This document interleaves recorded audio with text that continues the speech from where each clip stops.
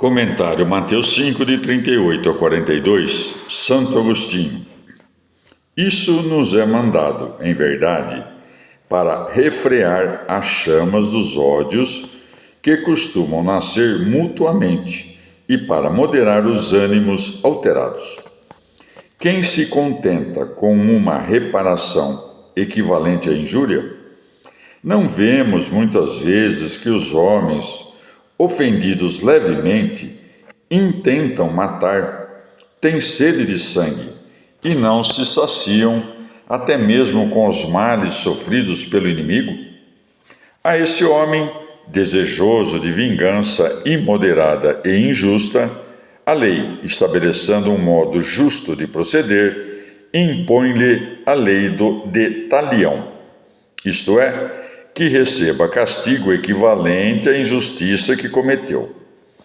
Coisa que não fomenta o furor, antes estabelece seus limites, pois não reacende o que já estava apagado, e assim controla as chamas, já acesas, para que não se espraiem mais ainda. Impôs, com efeito, uma justa vingança, a qual é devida com justiça àquele que tiver sofrido uma injúria. O que se deve ainda, quando seja justo perdoá-lo, se pode reclamar com justiça. E assim, enquanto peca aquele que imoderadamente quer ser vingado, não pecará aquele ao qual agrada a vingança justa, mas está mais isento de pecado aquele que não planeja vingar-se em hipótese alguma, e por isso ele acrescenta: eu, porém, digo-vos que não resistais ao que é mau. Eu poderia também dizer assim: foi dito aos antigos que não te vingarás injustamente. Mas eu vos digo que não vos vingueis, coisa que é cumprimento da lei, se com estas palavras, que não estavam na lei, parecer que Cristo está fazendo um aditamento. É mais natural pensar, contudo, que ele afiança a lei, isto é, proíbe em absoluta vingança, para deste modo termos maior certeza de que, não nos vingando, não ultrapassaremos os limites da vingança. A justiça dos fariseus, que consiste em não ultrapassar os limites da vingança, é uma justiça inferior. É um princípio de paz, mas a paz perfeita é não querer uma tal vingança desde o princípio. Assim, entre um caso, que é o de exceder a lei, que consiste em devolver mais mal do que foi recebido, e a perfeição que o Senhor ordena aos seus discípulos, que consiste em não responder o mal com o mal. Há um meio termo, devolver só o mal quem se recebeu, com o que se passará da suma discórdia à suma concórdia. Aquele que causa o mal primeiro é o que especialmente se aparta da justiça. Aquele que não ofende ninguém, mas que, depois de ofendido, faz um mal maior que o recebido, este está pouco distante da suma iniquidade. E aquele que devolve tão somente o que recebeu, já está concedendo algo, pois é muito justo que aquele que ofendeu primeiro seja o mais prejudicado. Cristo, que tinha vindo para cumprir a lei, aperfeiçoou aquela justiça mínima já iniciada. Ensinou-nos que se devem conhecer os dois graus que existem entre a justiça antiga e a nova. Porque há quem não devolve quanto recebe, mas sim menos, do que resulta que essa pessoa, de maneira alguma, fica recompensada, o que, no entanto, parece pouco ao Senhor, a não ser que ela esteja preparada para receber ainda mais. Pois ele não disse para não devolver o mal com o mal, mas sim resistir contra o mal, para que deste modo não só não devolvas o mal que tiver sido feito, como também não resistas a te causarem outro mal. É isso que fica exposto de maneira bem clara quando se diz: mas, se alguém te ferir a tua face direita, apresenta-lhe também a outra. Que isso é próprio da verdadeira misericórdia. Percebem-no, especialmente, aqueles que servem pessoas por quem têm muito amor. Sejam essas crianças, sejam pessoas ensandecidas, as quais com muita frequência tanto padecem. Aqueles que, se o bem-estar de seus pacientes assim exigir, prestam-se a sofrer ainda mais. Ensina o Senhor, pois, como médico de almas, que devem os seus discípulos procurar, antes de tudo, a salvação daqueles para cujo bem foram enviados e suportar de ânimo tranquilo todas as suas debilidades. Toda iniquidade nasce, pois, da fraqueza da alma, porque nada existe de mais inocente que uma pessoa aperfeiçoada em sua virtude. Todas as coisas feitas pelos santos no Novo Testamento servem para exemplificar os preceitos que se dão nas Sagradas Escrituras, como quando lemos no Evangelho de Lucas: ao que te ferir numa face, oferece-lhe também a outra. Lucas 6:29.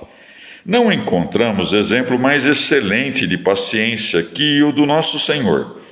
Ao receber a bofetada, embora não tenha oferecido a outra face, e sim dissesse, segundo João: se falei mal, mostra o que eu disse de mal. Se falei bem, por que me feres? João 18:23.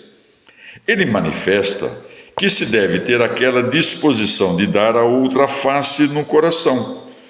Nosso Senhor estava preparado não só para permitir que lhe ferissem a outra face pela salvação de todos, como também a ser crucificado em todo o seu corpo. Pode-se perguntar que se entende por face direita. Sendo o rosto aquilo pelo que somos conhecidos, ser ferido no rosto, segundo o apóstolo, equivale a ser desprezado e desdenhado. Mas como não se pode dizer que o rosto seja direito ou esquerdo, e como a nobreza pode ser ou concernente a Deus ou concernente ao mundo, assim se distingue a face direita da esquerda, a fim de que qualquer discípulo de Cristo que seja desprezado por ser cristão esteja preparado para muitos outros desprezos, se é que tem honras nesse mundo. Todas as coisas em que sofremos algum tipo de contrariedade dividem-se em duas classes. Uma é a daquelas coisas que podem ser restituídas e outra a das que não podem. Aquilo que não se pode restituir, costuma-se buscar o consolo da vingança. Mas de que vale, uma vez tu ferido, que venhas tu a ferir? Por acaso se pode restituir o dano que nos é feito no corpo? Mas a alma orgulhosa almeja esses reparos. Com isso, o Senhor ensina que é melhor sofrer de modo misericordioso a debilidade do outro que diminuir a própria por meio de um castigo imposto a outrem. No entanto, aqui não se proíbe o tipo de conduta que pode servir de correção aos outros. Ela pertence, contudo, à caridade e não inviabiliza o propósito de estar preparado para receber muitas coisas daquele a quem se quer corrigir. Requer-se, no entanto, que àquele que castigue tenha sido concedido o poder na ordem das coisas e que castigue somente daquele modo, como um pai castiga um filho pequeno, a quem não pode odiar. Alguns homens santos, às vezes, castigaram com a morte certos pecados, com o objetivo de que isso servisse de advertência aos que vivem e de castigo àqueles aos quais impunham a pena de morte, não para que a própria morte os danasse, mas para que não crescesse o pecado, caso continuassem a viver. Por esse motivo, Elias matou muitos, e os discípulos que com ele assim aprenderam foram repreendidos por Deus, não pelo exemplo dado pelo profeta, e sim pela ignorância deles no modo de castigar, advertindo que não desejavam o castigo em razão do amor da correção, mas em razão do ódio. Mas mesmo depois de lhes ter ensinado a amar ao próximo, infundindo-lhes o Espírito Santo, não faltaram essas vinganças. Por meio das palavras de Pedro, Ananias e sua mulher caíram sem sentido no chão. Atos 5. E Paulo, apóstolo, entregou um homem a Satanás para a perdição da carne. 1 Coríntios 5. Dessa maneira, certos homens, ignorando com que fim foram realizadas as vinganças corporais que se encontram no Antigo Testamento, levantam-se contra elas.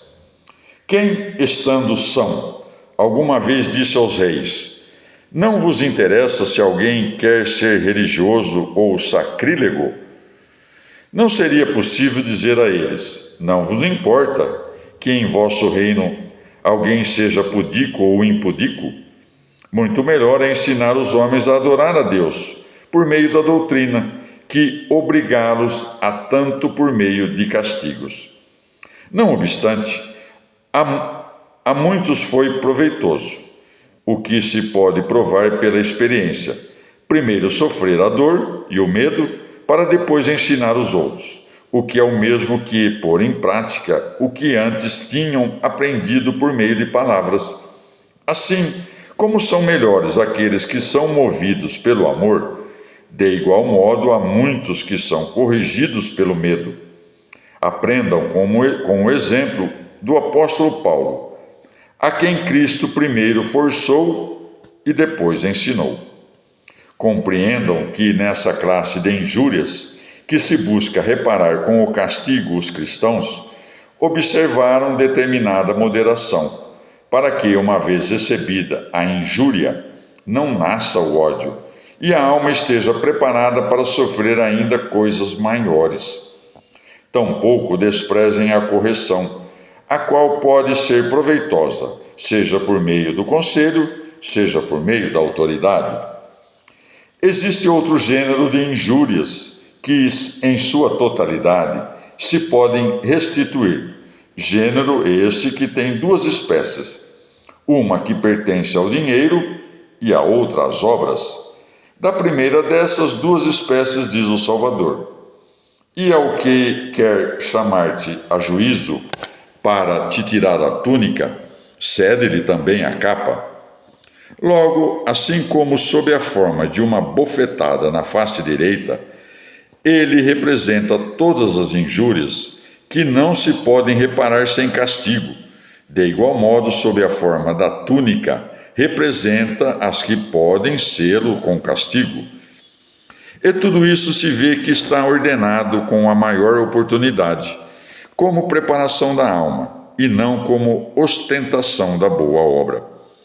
E o que se diz da túnica se deve fazer com relação às demais coisas, que, ao menos temporariamente, por algum direito, chamamos de nossas.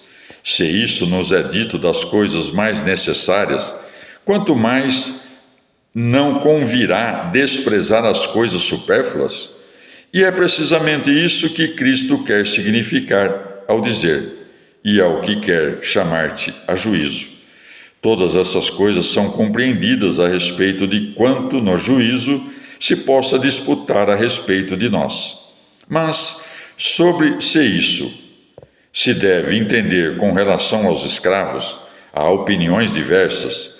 Não deve o cristão ter um escravo da mesma forma que tem um cavalo, ainda quando ocorra de se vender o cavalo por preço mais caro que o do escravo.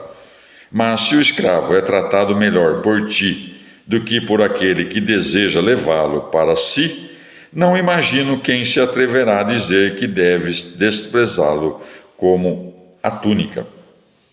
Por isso o Senhor proíbe que seus fiéis tomem parte em juízo algum, quando estiverem em questão coisas mundanas. Contudo, como o apóstolo permite que esses juízos sejam encerrados na igreja entre os irmãos, sendo também os juízes irmãos, e o proíbe terrivelmente fora da igreja. 1 Coríntios 6. Nisso se manifesta que tal coisa só é concedida aos fracos, por condescendência. A terceira classe dessas injúrias, que diz respeito às obras, é um composto das duas primeiras e é suscetível de reparação com vingança, bem como sem vingança. Pois aquele que força um homem e o obriga a servir-lhe, levando-o a assim proceder contra a sua vontade, pode pagar tanto a pena da improbidade quanto ser obrigado a devolver o trabalho que recebeu à força. Nesse tipo de injúria, o Senhor ensina que a mente cristã é a mais paciente, preparada que é para suportar mais ainda do que lhe é pedido.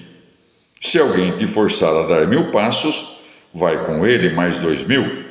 E assim mostra-nos que não o devemos fazer tanto com os pés, quanto estar preparados para fazê-lo com a alma. Nesse sentido, deve-se compreender o que está escrito: vai com ele mais 2000 passos, como se com isso quisesse o Senhor completar o número 3, por meio do qual se significa a perfeição, a fim de que sempre tenha presente aquele que assim obra, que cumpre perfeitamente o que é justo. De modo que explicou este preceito com 3 exemplos, e a esse terceiro, que é simples, acrescentou 2, para que se completasse o terceiro. Ou quis expressar com isso que em seus preceitos se sobe, começando do mais tolerável e indo paulatinamente ao mais difícil. Assim é que o primeiro manda oferecer a outra face quando fosse ferida a direita, a fim de que estejas preparado para tolerar outras injúrias menores do que as já sofridas. Depois, àquele que quer tomar a túnica, manda que lhe seja entregue também a capa, ou a vestimenta, segundo outra versão, o que parecer significar o mesmo, ou não muito mais do que isso.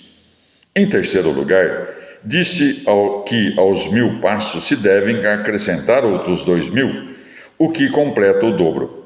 Mas, como não fazer mal ao outro é coisa pouca, senão se lhe faz algum benefício, acrescenta: dá a quem te pede. Diz, pois, dá a quem te pede, mas dão todas as coisas àquele que peça, indicando que se deve dar o que se possa justa e honestamente. Que se diria de se alguém pedisse dinheiro com o propósito de com ele oprimir um inocente? Quem se diria se pedisse um estupro? Deve-se dar, então, o que não pode fazer mal a ti nem a outrem. Quando negares o que te for pedido, deves indicar a justiça, para não despedir aquele que pede de mãos abanando, e, vez ou outra, é melhor corrigir do que dar àquele que pede injustamente. Pois é mais útil tomar o pão daquele que tem fome, se a certeza de ter provisões o faz negligenciar a justiça, do que partir-lhe o pão, de modo que, seduzido, alegre-se na força da injustiça. Quanto àquele que diz: e não voltes as costas ao que deseja que lhe emprestes, com isso deve se referir à alma, pois Deus ama aquele que dá de boa vontade. 2 Coríntios 9:7. Objetam alguns que esta doutrina de Cristo é contrária aos costumes dos povos. Dizem: quem permitirá que algo lhe seja tirado por um inimigo? Ou quem não quererá retribuir pelo direito de guerra os males causados pelos depredadores das províncias romanas? Ao que se responde: estes preceitos de paciência devem sempre ser guardados no fundo do coração, como preparação da alma, e a benevolência que nos inclina a não pagar o mal com o mal deve ter um assento permanente na vontade. Deve-se fazer muitos benefícios, mesmo àqueles que não os quiserem receber, castigando-os com uma certa severidade benigna. Por isso, quando os governos da terra cumprem os preceitos cristãos, mesmo as guerras não serão travadas sem benevolência, e seu propósito não será outro senão atender aos interesses dos vencidos de modo mais favorável, com a sociedade pacificada pela piedade e pela justiça, pois é vantajosamente vencido aquele a quem é retirada a licença da iniquidade, porque não existe nada mais infeliz que a felicidade dos que pecam, com a qual se alimenta a impunidade penal e a má vontade, como um inimigo interior se robustece.